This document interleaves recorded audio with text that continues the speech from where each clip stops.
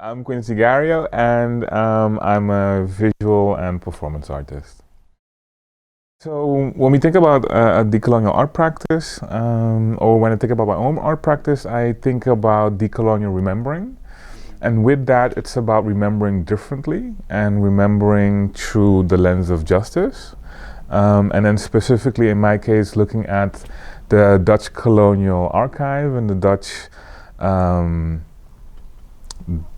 Dutch sense of coloniality and the way how that's taken form in different practices, cultural practices, everyday practices, and trying to disrupt that in a certain sense. So with my work, I'm trying to engender a different type of conversation and also a different type of relating to one another. For me, it's not necessarily looking at the formal recording of history, but more trying to figure out where are the pockets of silences or where are the pockets of silenced experiences which I find interesting to bring to the fore. Either when looking at the experience of a national cultural figure which has been normalized, or figuring out the ways in which the colonial extraction of resources has impacted different type of communities, or even the notion of being a student that had to travel from Sint Maarten to the Netherlands to study, and that being seen as something normal, but also connected to like a colonial extraction of resources, but through a different type of lens. So the work and the pieces and the performances that I make constantly try to rethink these linkages and constantly tries to bring to the fore again, like, okay, what exactly is it that we're doing? The role of campus should be to disrupt institutional practices which have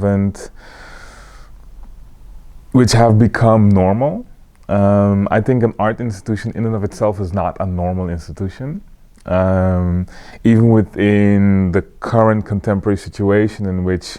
art is being defunded left and right, or art is being instrumentalized to push a certain type of political agenda,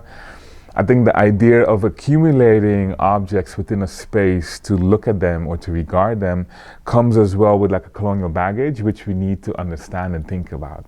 So what happens when you get an independent study program like Campus, which is proposing like, hey,